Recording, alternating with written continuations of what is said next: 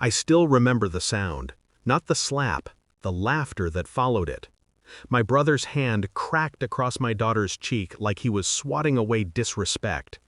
The crowd froze, relatives, neighbors, my father at the head of the table. My daughter's eyes flooded, trembling as she looked at me. And before I could even move, my brother said it, loud and proud. Like mother, like daughter, both useless. Then he laughed, and my father smirked. Well, he said, swirling his tea, she needed to learn some shame. The room buzzed with quiet agreement. No one dared to look at me. No one noticed the red light on the microphone still blinking, broadcasting their cruelty through the speakers around the hall. That was the moment something inside me went silent. Not weak, silent. There's a difference.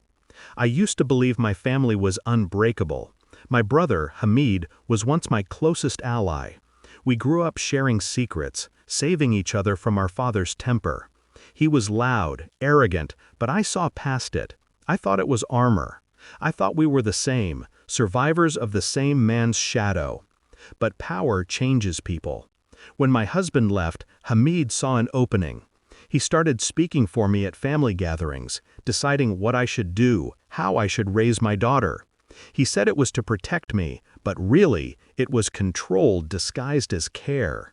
My father applauded him for it.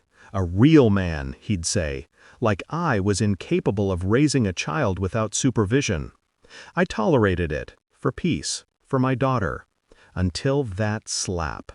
Later that night, I replayed the scene on my phone, not to punish myself, but to understand. The microphone's feed had been connected to the event's live recording, every insult, every word, caught in crisp, humiliating clarity. They didn't know that I had full access to the event's audio and video. They didn't know I was the one who had arranged the live stream setup. And they definitely didn't know I had already been collecting evidence for months.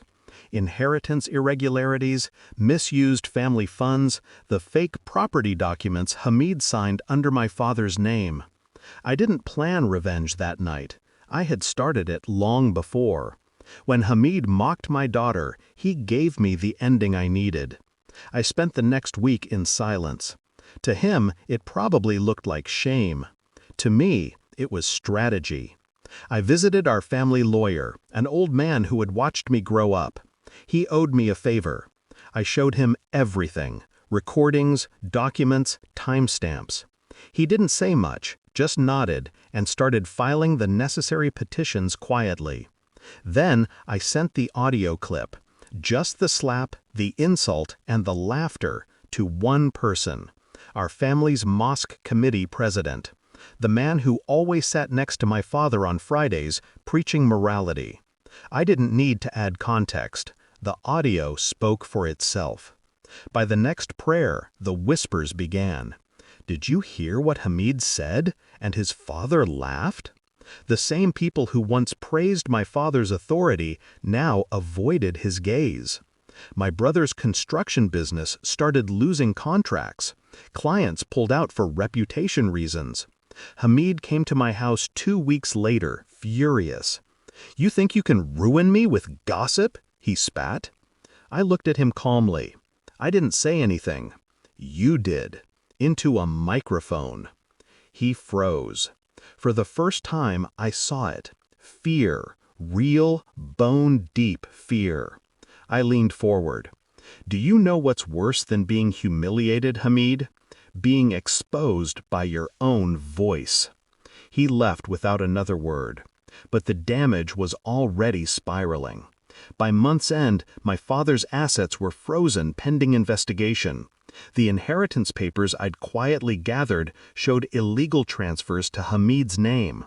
The lawyer handled everything. I didn't even have to show my face in court. The irony? My father called me, crying. "They're ruining your brother's life," he said. "No," I replied softly. He did that himself. The day the verdict came, fraud proven, assets returned, Hamid barred from managing any property. My daughter asked, "Will Nana and Uncle ever talk to us again?" I smiled at her reflection in the mirror. They might, but we don't need them to. Because in truth, this wasn't about vengeance. It was about restoration, about breaking a cycle that had taught men like my brother to strike and laugh, and fathers like mine to approve.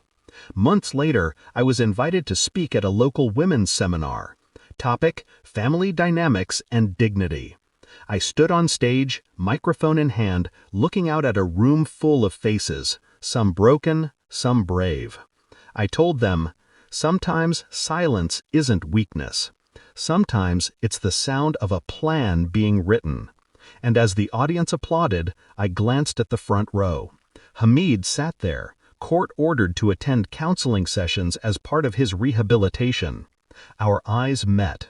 He looked smaller now, quieter. I didn't smile. I didn't need to. Justice doesn't need applause. It just needs a microphone. And mine was always on.